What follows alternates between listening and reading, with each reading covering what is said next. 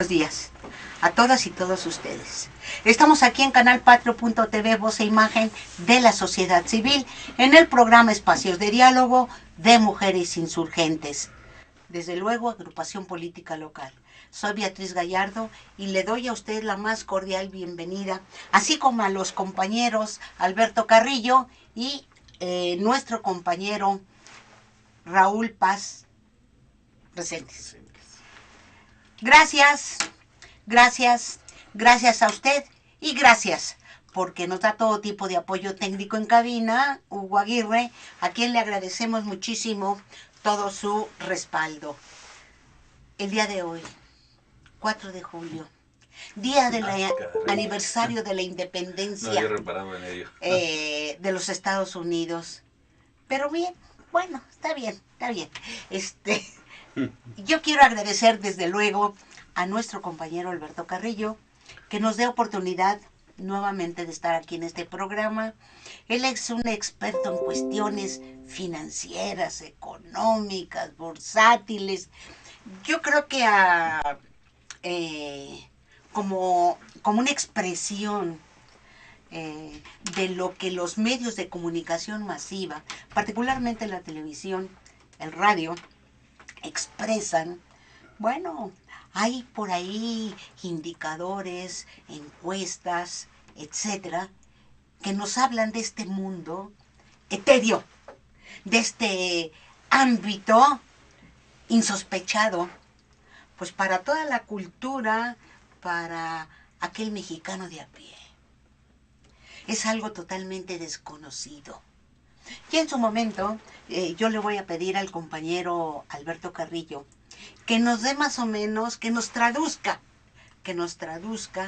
estas cuestiones del mundo financiero, cuestiones del mundo bursátil, cuestiones de corte económico y hasta las encuestas.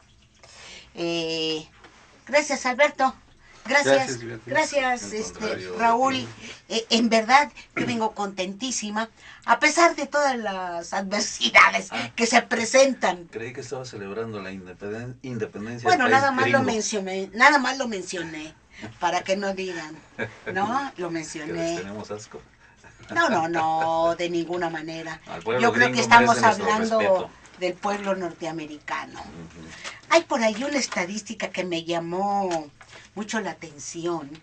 Fue que en una encuesta por ahí, el 70% hecho a los vecinos de esta ciudad. Fíjate que estoy hablando de vecinos, no estoy hablando de habitantes, no estoy hablando de ciudadanos, sino vecinos. El 70% rechazó el gobierno de Mancera. ¿Cómo la ves? Sí, así es. ¿Cómo alto la ves? Altísimo. ¿Eso qué significa? Pues que los problemas de la ciudad no se les ve mucha perspectiva de salida. Quizá lo que más golpee sea el medio ambiente y que repercute en el tránsito, en el tráfico, ¿no? Pero además una desconstrucción inmobiliaria tremenda, ¿no? Sí. O sea, un desarrollo inmobiliario caótico. Imparable, caótico. Y un verdadero negocio para políticos, yo diría para el gobierno como institución. Yo creo que no, porque seguramente no pagan impuestos, ¿no? Pues hay una violación de la normatividad y ha estado siendo demostrado de qué manera están construyendo los grandes desarrollos inmobiliarios en diferentes partes de la ciudad, principalmente en las delegaciones céntricas, o las que tienen un valor, ¿cómo se le llama? Una plusvalía mayor le llaman también, ¿sí? Entonces, llama la atención esta caída de casi el 70%, cuando en las elecciones del 2012, apoyado en la figura de Andrés Manuel, que lo jaló, con el trabajo hecho por Marcelo, llegó a tener el 70% o 65% aproximadamente de la aceptación ciudadana reflejada en el voto. Hay un tema muy interesante que sí nos interesa a todos pues al pueblo del Distrito Federal, vamos a decirlo así, pero particularmente a las amas de casa, a los trabajadores, con respecto a que cree que usted pues no lo va a creer, pero yo sí, porque esto se refleja en un gasto de cada una de las familias. Acaba de subir la luz. Que decía que no iba a subir, ¿no? Que Ujú. Pero Acaba de subir la gasolina. con la pero en el reforma sector estructural. sí. ¿Cómo? Decían que con la reforma Energética. Sí. bajarían los precios de la energía, pero Así no ha es. sido así. ¿Qué significa esto? ¿Qué significa? Que tenemos un gobierno que trabaja, es efectista más que efectivo. Un gobierno que miente, un gobierno que, bueno, con su sinónimo, engaña, pero muchos de nosotros sabíamos cómo estaba la situación y que era difícil que pudiera la reforma modificar ciertos aspectos estructurales y que se iba a reflejar en una mejoría de los precios en favor de los consumidores. Eso era, lo veníamos estudiando, reflexionando. Y por ejemplo, me adelanto un poquito más a lo que nos va a comentar Alberto. El aumento la semana pasada de la tasa de interés del Banco de México, por un lado, y el recorte presupuestal nos indican, confirman lo que la semana anterior Alberto comentaba, un gobierno que no sabe qué hacer, que recurre a recetas obsoletas en lugar de poner a trabajar el desarrollo del mercado interno. Y en estas condiciones, ¿qué podemos hacer? Incremento de la electricidad industrial, nos dijeron. ¿Y quién produce lo que consumimos? Los industriales. ¿A dónde se va a trasladar el incremento? Al consumidor. Las tasas de interés, el aumento, ¿qué significa? Que el industrial tiene restringido el acceso a ellas y con todo lo que ello repercute, todo lo que ello implica. Claro, Alberto es experto en estos asuntos que apenas estoy abriendo para que nos ilustre al Yo creo respecto. que sí, porque efectivamente entramos a un tema que está totalmente ajeno a los ciudadanos, de que a rajatabla nos quitan, bueno, no nos quitan, al gobierno le quitan presupuesto. Eso por un lado. Por otro lado, las alzas en la gasolina, los incrementos de los precios en las gasolinas, en la electricidad. Esto está totalmente relacionado, ya se mencionó, con respecto a las perspectivas que se abrieron con la reforma energética. Es decir, estamos en un país, ¿cómo lo ves tú? Pues, como decía Raúl, ¿no? Con poco margen de maniobra en la lógica del modelo de política económica. Este modelo en el cual se le ha impuesto a México una serie de restricciones, ¿verdad? Pues la única posibilidad de enfrentar una situación externa adversa como es la que estamos viviendo, pues es esa, aumentar las tasas de interés y reducir el gasto público. El objetivo de esa medida es Dejar aquí que los capitales, que no se vayan los que no inversionistas. se vayan los inversionistas. Pero todos no llegaron. No han llegado, no han llegado de la manera que se esperaba, pero tampoco han llegado de manera suficiente, ¿no? Es decir, en este momento el país, México, no es suficientemente atractivo, ¿no? Lo es, o lo ha sido, en la medida en que se ha extranjerizado las mejores empresas nacionales, ¿no? A eso se le llama inversión extranjera. Es decir, si se vende Banamex, si se vende Bancomer, si se vende Comex, si se vende la cervecería Modelo, si se venden puertos, si se venden aeropuertos, que ya existían, que ya tenían su mercado, que ya tenían su infraestructura, que ya tenían la empresa desarrollada, se le llama inversión extranjera. Es poca, verdaderamente poca la inversión extranjera que viene a empezar, diríamos, de cero. Es decir, que viene a construir empresas nuevas. La mayoría de la inversión extranjera compran las ya existentes. Y eso se convierte en un perjuicio para el país.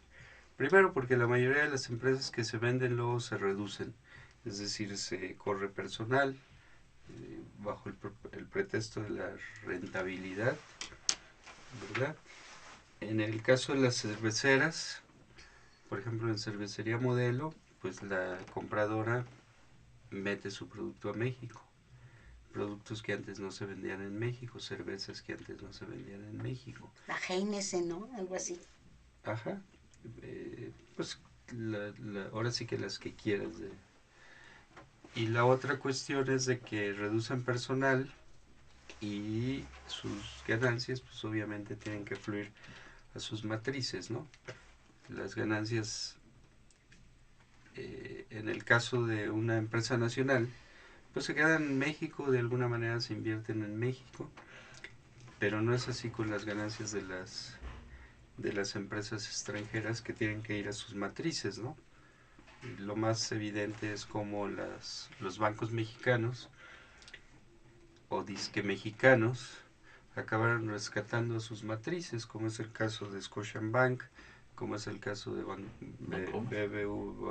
BBVA, Banco Bilbao Vizcaya Argentaria, que es Bancomer, y en el caso de Citi, que es Banamex.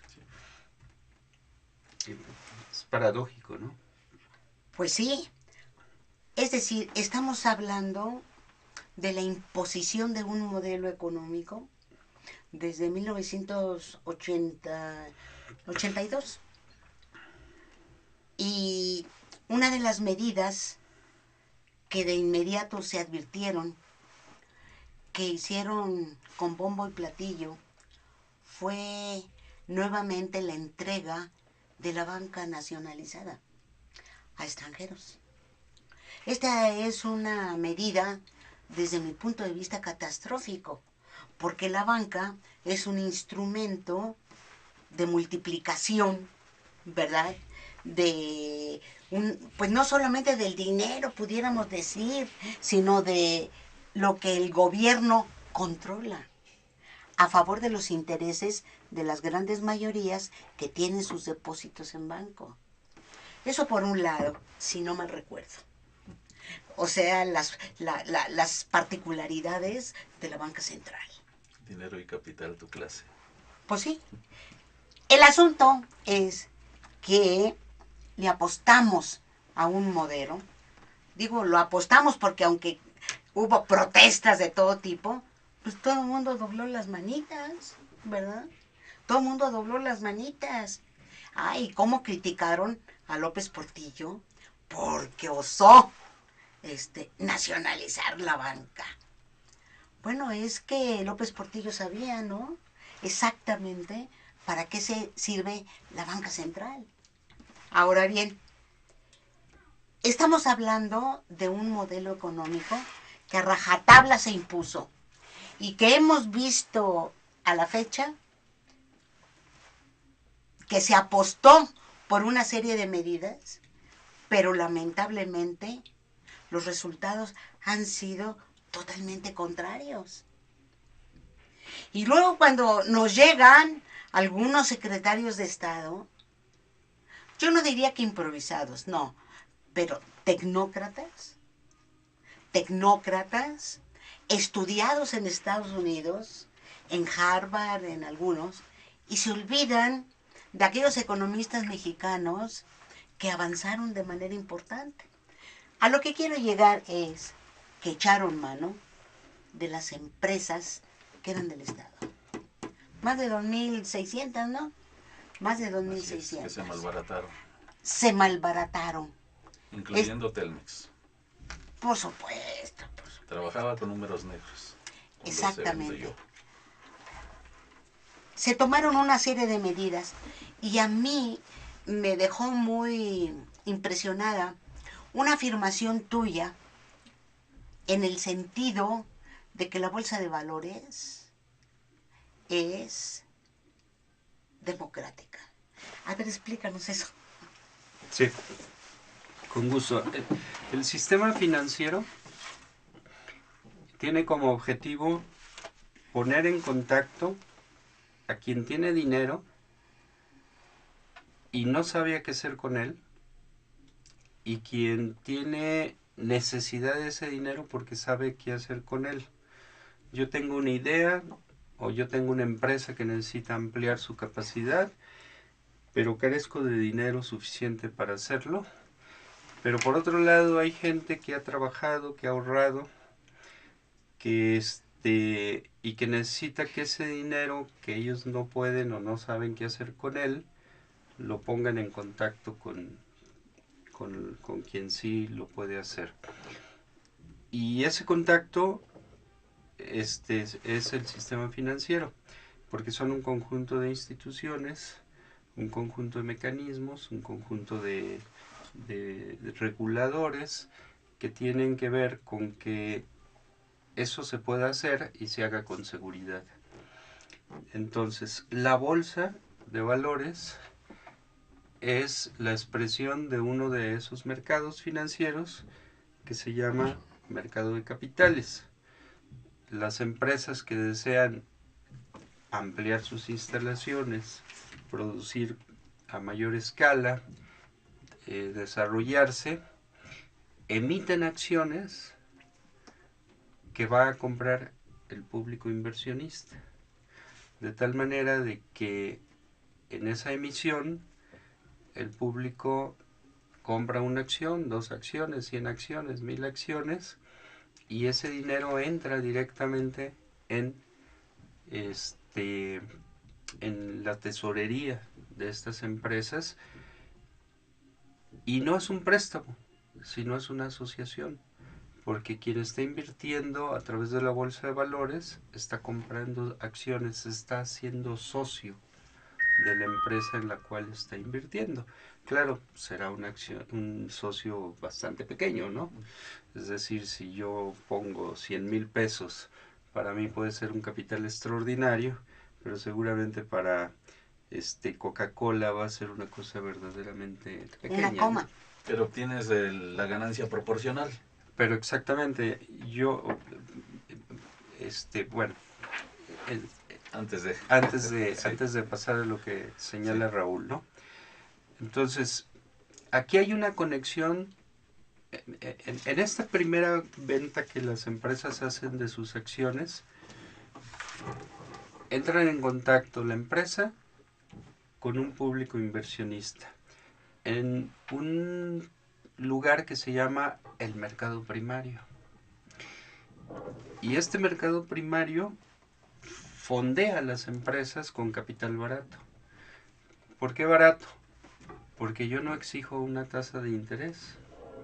A mí la empresa no está obligada a mí a pagar al inversionista un determinado interés, sino participar de una utilidad en base a un dividendo, que también podría ser una pérdida, porque no está garantizado que una empresa le tenga que ir siempre bien. Es decir, el inversionista arriesga, ¿verdad?, en busca de una utilidad que se puede dar o no dar, ¿verdad? Esa es la bolsa de valores en el mercado primario. Una vez que la acción ha sido adquirida por un particular, este particular puede, en el momento en que necesite dinero, venderla, la acción, pero ya no se la vende a la empresa ya no recompra su propia acción, sino la vende a otro particular. Este se llama mercado secundario, que se produce entre particulares en un lugar que se llama bolsa de valores. Entonces, en la bolsa de valores hay un intenso mercadeo o compraventa de las acciones, pero ya no interviene la empresa. intervienen puros particulares. Y estos particulares podrán obtener altísimas ganancias si la acción que ellos compraron es muy demandada, ¿verdad? Podrán... ¿Lo dejas a intuición del La ley de la oferta y particular? la demanda. Sí, hay un intenso mercadeo que se presta indudablemente a la especulación, es decir, quien va a la bolsa busca comprar acciones baratas y esperar que suban y venderlas caras, ¿no? Si no fuera así, si el inversionista no pudiera, si el tenedor de acciones no pudiera vender sus acciones, sería muy difícil que alguien invirtiera de por vida en una empresa, ¿no? Que estaría atrapado en una empresa, porque la empresa le podría decir, oye, ya me compraste mis acciones, ahorita no te las puedo recomprar, es decir, no te puedo devolver el dinero que invertiste. Pero con este otro mecanismo del mercado secundario, pues yo puedo comprar una acción ahorita y venderla en 15 minutos, en 20 minutos, en una hora, en 2 días, en una semana, en un mes. ¿Por qué? Porque necesito mi dinero o simplemente porque veo la oportunidad de vender más caro de como compré. Este mecanismo secundario que es atacado por sectores de izquierda diciendo es que es la pura especulación, pues sí, tienen razón, hay una parte especulativa, ¿verdad? Pero no necesariamente se producen ganancias, también existe la posibilidad de que los inversionistas pierdan. Pero que además, Alberto, hablando de la democracia que mencionabas, no te impide que vayas. No, y además la mejor manera de fondear una empresa, de permitir que una empresa se desarrolle, es con este tipo de financiamiento. Es decir, porque la empresa tiene 4 mecanismos para financiarse. Uno, pues, es el capital de sus socios. Bueno, los socios arriesgan su capital, pero diríamos, lo pierden liquidez, ¿no? Es decir, ese capital se convierte en la renta de un local, en el compra de mobiliario, en la compra de mercancía, en el pago de empleados, los permisos y los impuestos, etcétera, etcétera. Y muchas veces el inversionista invierte y luego no tiene con qué seguir moviendo su empresa. Porque no se regenera ese capital invertido hasta pasado un tiempo. Exactamente, porque tarda en realizarse lo que va a producir, enfrenta competencia, quizás hasta un medio adverso, ¿no? Bueno, el otro mecanismo de financiamiento pues son los créditos bancarios, que sabemos que en México o no existen, es decir, son muy pobres, muy pocos, y son muy caros. Es decir, si a mí me cobran el 15-20% de interés anual, pues trabajo para pagar el crédito, ¿no? Entonces ese mecanismo de financiamiento es oneroso. El otro mecanismo de financiamiento son préstamos, ya no bancarios, pero implican también el pago de un interés y además la obligación de un calendario de pagos. Y el otro mecanismo de financiamiento, que es al que acude la mayoría de las empresas en México, lamentablemente, es por la vía de el crédito de los proveedores. Y a veces a un proveedor no se le paga hasta un mes, 2 meses, 3 meses, 6 meses. 1 año, 2 años, 3 años. Y entonces, aunque el proveedor está dispuesto a financiar razonablemente a su cliente, porque le está prestando mercancía para que se la pague con posterioridad, pues también él sufre un problema grave de liquidez. Entonces ese es un mecanismo que se usa en México porque pues no hay otro. En cambio, emitir acciones permite a las empresas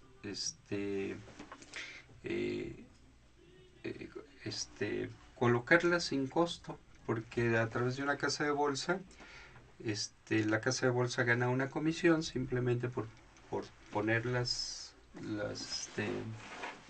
acciones a venta entre sus clientes, y luego la casa de bolsa ganará, como decimos, en el mercado secundario por la especulación que esa acción desarrolle, ¿no? Entre más compra y venta haya, pues la casa de bolsas gana más Por el comisión. porcentaje de comisión. Gana un porcentaje de comisión que es relativamente pequeño, y que realmente no implica un costo excesivo ni siquiera digno de tomarse en cuenta entre el que compra y el que vende, ¿no?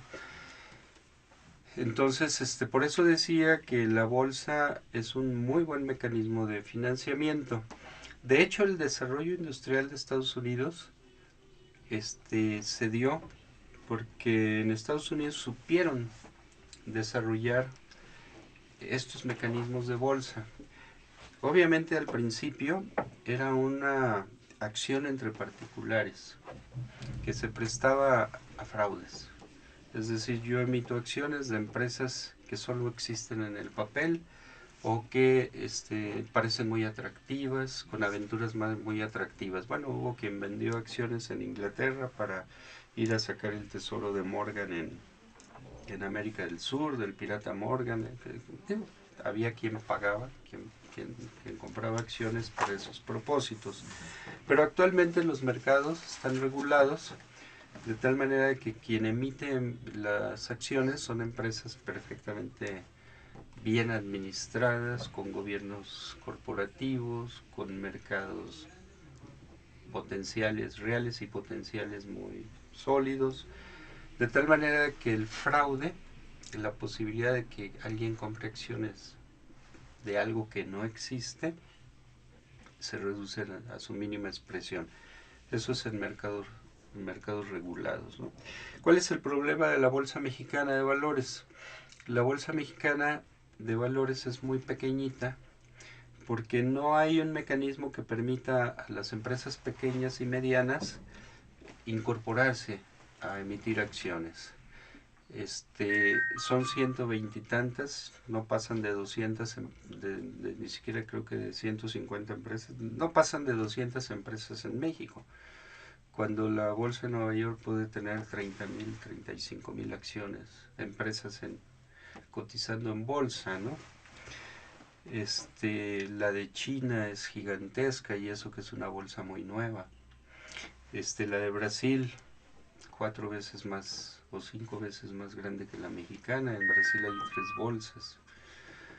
Es decir, no se permite, no hay un mecanismo que permita que las empresas pequeñas y medianas puedan acudir a financiarse con este financiamiento tan sano que es el de la bolsa. Por eso la crítica que hay que hacerle a la bolsa es que no tiene conexión con el mercado primario. Es decir, el gran movimiento que hay en la bolsa, porque la bolsa mexicana tiene muchísimo movimiento, tiene mucho valor, se llama valor de capitalización, tiene mucho movimiento de compra-venta y las acciones suben mucho. Ahorita la acción, el promedio de valor de las acciones mexicanas en la Bolsa Mexicana de Valores es 27 veces su valor real.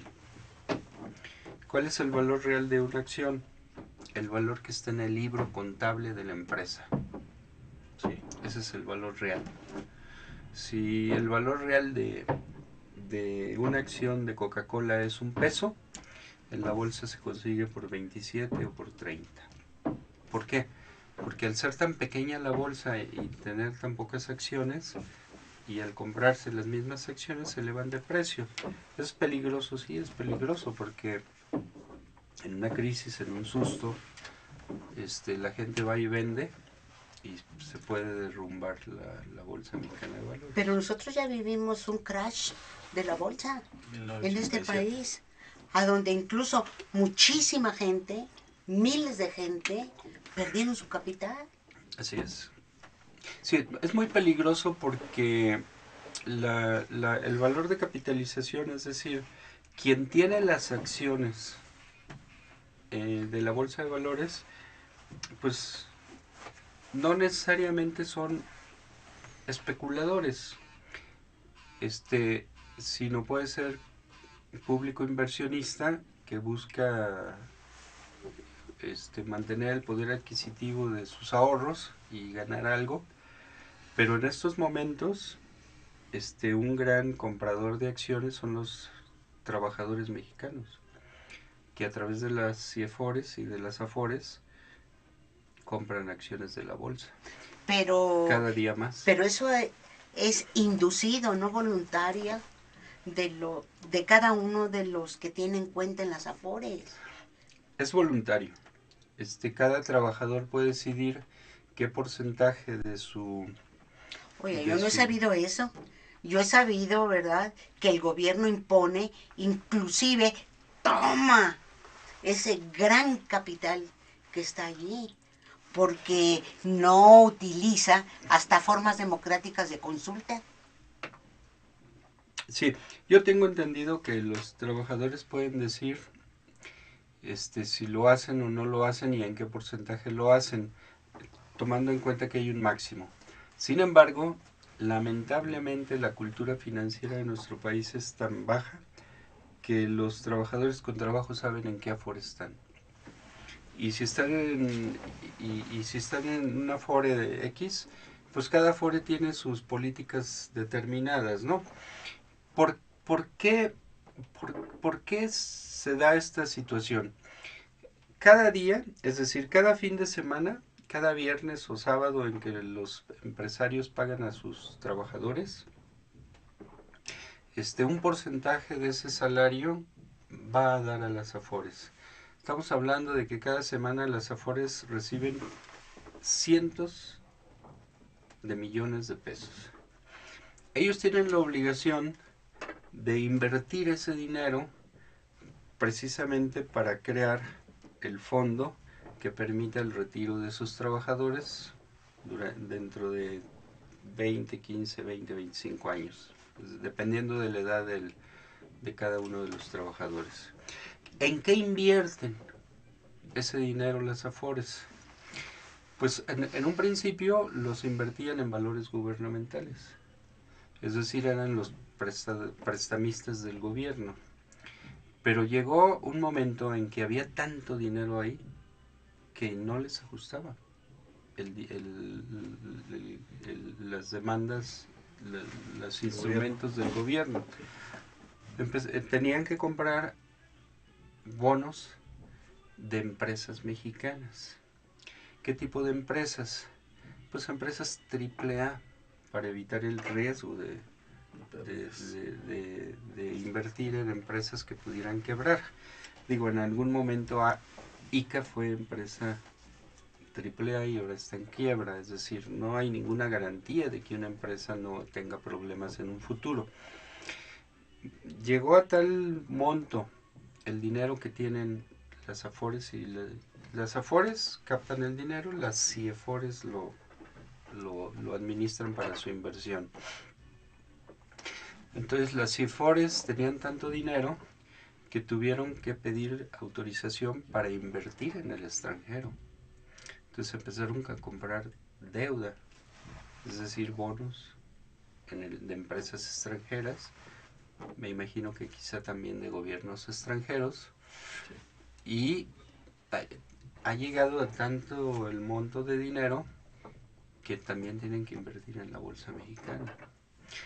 Porque no pueden tener el dinero debajo del colchón, ¿verdad?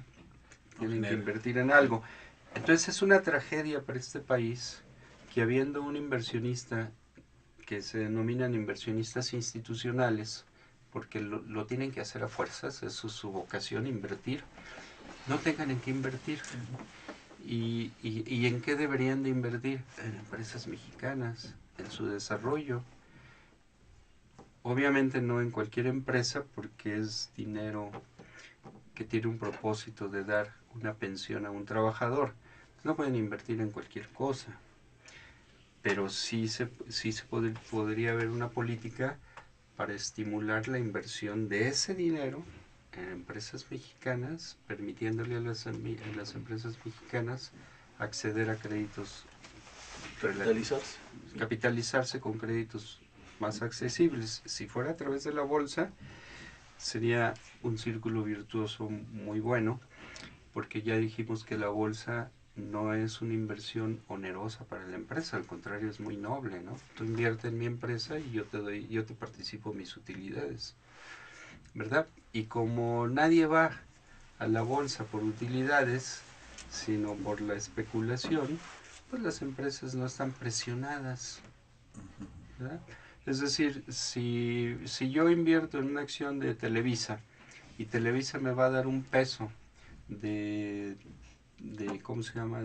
Utilidad. De utilidad, de dividendo, vamos pensando en un periodo de un año, y Televisa yo la compré a un peso y mañana está a 3, la vendo a 3 y ¿qué me importa el dividendo? A la bolsa nadie va por dividendos, a la bolsa los inversionistas van por ganancias de capital. Es decir, ¿Qué es un dividendo? Dividendo es que la empresa emisora de la acción cada 3 meses reporta a la bolsa su ejercicio trimestral y dice, en este trimestre yo gané tanto, y es voluntad del Consejo de Administración repartirle a los accionistas un dividendo de tanto dinero, es decir, de una parte de las utilidades. Entonces reparte esas utilidades y le tocan en proporción a cada uno de los tenedores de las acciones. Entonces las empresas pueden repartir dividendos trimestralmente, semestralmente o anualmente. Algunas la hacen. La hacen con el propósito de atraer compradores de sus acciones. Pero otras dirán, los reinvertimos nuestras utilidades. Otras dirán, pues... ¿Lo retiro? Es decir, digo, no pueden retirar la utilidad porque le corresponde a los socios, ¿no? Tienen que dar en algún momento el dividendo, o reparten dividendos o reinvierten sus utilidades. Pero insisto, ¿no? Quien invierte en la bolsa no está atraído por el dividendo. El mecanismo de la bolsa permite ganar mucho más en la especulación con las acciones, ya sea para que un inversionista la mantenga como inversión patrimonial, ¿verdad? Porque si ustedes ven las ganancias en la bolsa de las acciones, siempre crecen, siempre tienen una curva hacia arriba, salvo periodos muy bien localizados, ¿no? Pero incluso, por ejemplo, las terribles crisis que han vivido las bolsas, por ejemplo, la crisis del 2009, en que la bolsa se cayó y se pensaba que se acababa el mundo. No nada más la de México, principalmente la de Estados Unidos, que fue donde el epicentro de esta crisis. Y sin embargo, en un año y medio se habían recuperado todas las pérdidas y traía un 20 o un 30% de utilidad. Pero todo esto me suena muy bonito. Uh-huh. Pero bueno, tiene sus contras. Sí.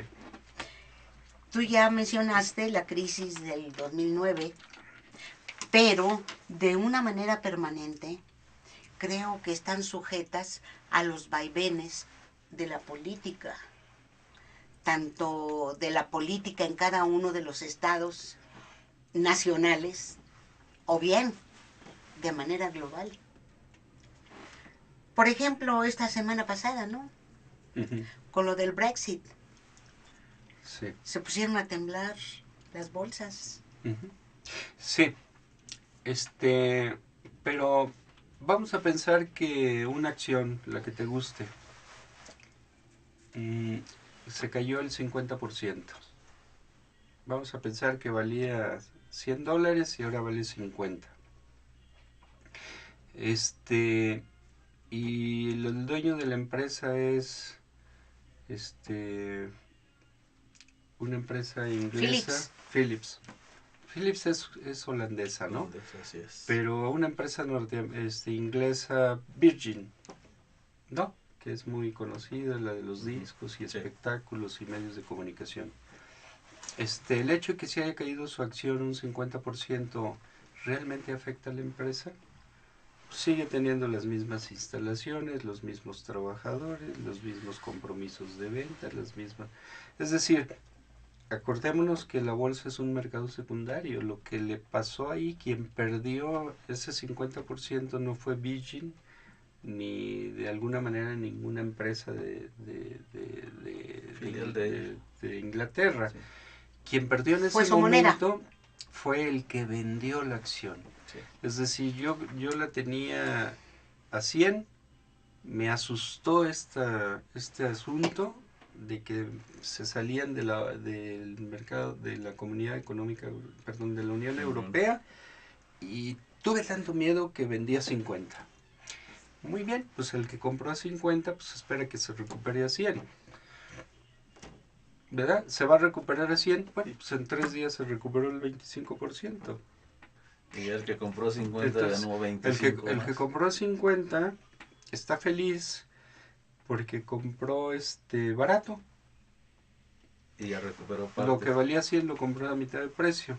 Esto tiene que ver las bolsas también con la paridad tanto del dólar como de la libra esterlina. Si yo con pesos voy a comprar acciones en la bolsa de Londres, necesito comprar libras. Entonces, si la libra está barata, pues compro libras baratas. Si las acciones están baratas, pues compro acciones baratas. Entonces puedo hacer un gran negocio. Ganancia de capital en la bolsa y ganancia de capital en el tipo de cambio. ¿Verdad? Claro, siempre y cuando el peso también se quede más o menos estable, porque si se mueve para abajo, pues no hay ninguna ventaja, ¿no? Pero vamos a suponer que yo tuviera dólares. El dólar sube, la libra baja, compro libras baratas. Y luego, con libras baratas, compro acciones baratas. Por eso es un mecanismo de recuperación de la bolsa de Londres tan rápido, ¿no? ¿Quién entró a comprar en sustitución de los que salieron espantados a vender? Pues seguramente norteamericanos con dólares. ¿O chinos? O gente que tuviera dinero en dólares. Chinos, Slim, que andan las caiditas siempre esperando que bolsa se cae para comprar gangas. Es decir, hay una parábola o de un gran especulador que se llama, no especulador, de un gran inversionista que se llama Warren Buffett. Sí. Él dice que el mercado está loco, que es como un vecino loco que tocara a tu casa y te dijera, oye, véndeme tu casa, me gusta por 100,000 pesos. Y tú le dijeras, pues estás loco, mano. Y al día siguiente llegara y te dijera, oye, me gusta tu casa por 25,000 pesos. Estás todavía más loco. Pero un día llegara y dice, me gusta tu casa por 500,000. Oye, me gusta tu casa por 700,000. Y un día llegara y te dijera, oye, me gusta tu casa por 5 millones vendida. Ese es el mercado. Tú sabes si le compras, Sí. No te obliga. o le vendes. Sí. Y tú sabes a qué precio. El mercado te va a ofrecer precios irracionales, sí. Porque el mercado es irracional. Te compra caro y te vende caro, pero de repente se vuelve loco y te vende muy barato. ¿Cuándo se vuelve loco el mercado? Cuando hay miedo. Alguien diría cerdos capitalistas. Uh-huh. Sí, pero insisto que es un mecanismo bastante... Hay quien ha intentado bolsas sin mercado secundario. Lo intentó la Unión Soviética. Es decir, bueno, vamos a crear una bolsa de valores donde coticen las mejores empresas del país, ¿no? Muy bien, pues llegas tú, inviertes en la empresa, no sé qué inversionista fuera, si el propio gobierno o algún inversionista externo, porque creo que no había la posibilidad de que fueran inversionistas del propio país. Quizá otras empresas compraban, vendían, el banco, ¿no? Los bancos o las propias instituciones del sistema soviético. Pero no había mercados secundarios. ¿Qué incentivo había de comprar y vender acciones? Absolutamente ninguno, ¿no? Entonces ese mecanismo no funciona. Funcional, sí. En cambio, por ejemplo, en Estados Unidos, cuando Henry Ford fundó su empresa, cuentan la historia, las anécdotas, que mandaba agentes a los pueblitos de Estados Unidos a decirle a las señoras amas de casa, saca tu dinero de la azucarera, donde lo tienes guardado, como decir, debajo del colchón, inviértelo en Ford. Porque Henry Ford es conocido por sus autos, pero es poco conocido que la revolución agrícola de Estados Unidos se dio con el tractor T, que se produjo junto con el Ford T. Es decir, los primeros carritos cuadraditos Ford negros, que eran los Ford T, fueron su primera producción en serie, pero también los tractores. Entonces la gente en el campo compraba su tractor, unos tractorcitos pequeñitos, pero que sustituían con muchísima ventaja las yuntas, y las amas de casa invertían. Cuando John P. Morgan fundó American Steel, que fue la acerera más grande del mundo, el presidente de los Estados Unidos se espantó porque el valor de capitalización de esa empresa era casi el presupuesto de los Estados Unidos. Y él dijo, ninguna empresa privada puede estar por encima del gobierno norteamericano, y más porque John P. Morgan no era norteamericano. John P. Morgan fue el gran desarrollador de los ferrocarriles, el dueño de Bank of America, que sigue siendo un gigantesco banco, y el fundador de American Steel. John P. Morgan era inglés, radicado en los Estados Unidos, y menos un inglés. Entonces intentó por todos los medios golpear a la bolsa de Nueva York, hasta que alguien lo convenció que lo que había que hacer no era golpear a la bolsa, sino estimular a más empresas para que no fuera una la dominante. Entonces aparecen John Deere, aparecen cientos de gigantescas empresas que también se capitalizaron en la bolsa, en este caso de Nueva York, porque era la bolsa más grande, más importante de Estados Unidos, ¿no? No es la única bolsa. sí. Estados Unidos tiene 35 bolsas. Ah, caray. Esto del mundo capitalista realmente es El mercado de dinero y capitales. Pues sí, ya me corregiste. No, lo llevamos como materia en la carrera de economía. Pues sí, nos faltaría lo bursátil. Sí, lamentablemente en México no hay mercados financieros desarrollados. Normalmente se entiende que debe de haber por lo menos 4 mercados en un sistema financiero. El de dinero, que es el mercado de deuda. Yo te presto a tal interés. Por lo tanto, emito bonos, pagarés, CETES, como se quiera denominar. Ese mercado mexicano de dinero gira totalmente alrededor de los valores gubernamentales. Y está más o menos desarrollado. Es decir, hay subastas de CETES, hay subastas sí. de diversos instrumentos ligados con el gobierno. Los 3 emisores del gobierno es el Banco de México, si no mal recuerdo, la Secretaría de Hacienda y el IPAP. Sí. ¿Verdad? Luego están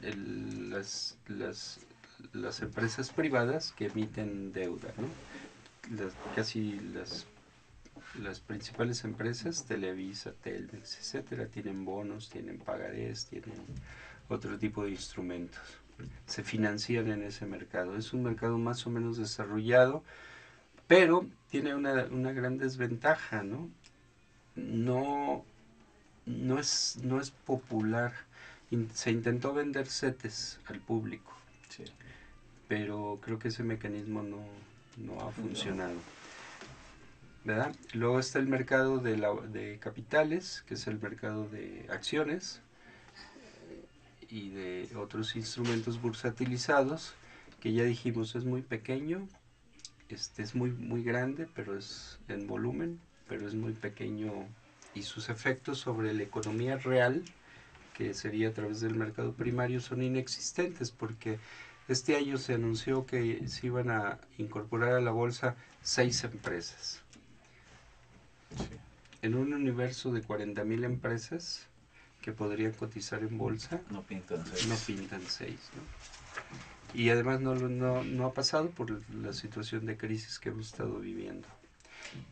Yo creo que tendríamos que tocar más a fondo estos mercados, sobre todo el mercado de capitales, pero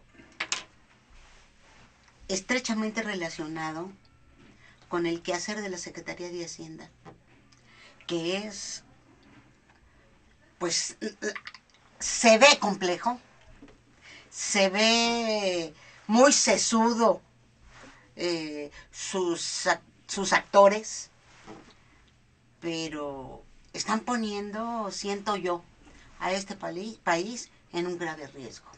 Así es. Entonces, yo te pediría que pudiéramos abordar este tema, lo relacionado con la Secretaría de Hacienda, en otra ocasión, Carrillo. Me parece importante, Sí. porque aquí es a donde empezamos a conocer un poco los entrecejos, los vericuetos, las acciones. Y yo diría, este país no está en bonanza, este país está en quiebra. Y quiebra fundamentalmente por la falta, por la impericia de todo el personal de la Secretaría de Hacienda, particularmente el que está a la cabeza. Gracias, Alberto Carrillo. Gracias, Raúl. Al contrario. Estamos entrando en algo que no es parte del conocimiento de la gente No de es a del pie. consumo generalizado, sí. Exactamente. Gracias por venir. Esperamos que aceptes, porque para nosotros, para usted seguramente, esto es una experiencia que no se toca, que está ahí en un nicho y solamente pocas gentes son los que la conocen. Gracias a nuestro compañero Hugo Aguirre, gracias por todo tipo de apoyo técnico, a Raúl Paz y desde luego a nuestro amigo Alberto Carrillo. Pásela bien. Mañana tendremos un encuentro con algunos compañeros y compañeras que son criadores, cultivadores, productores de lagartijas. Algo muy interesante, ¿no? Y que desgraciadamente importamos. Pásela bien, nos vemos el día de mañana en punto de las 11 aquí por este programa Espacios de Diálogo de Mujeres Insurgentes. Beatriz Gallardo les agradece. Pásela bien.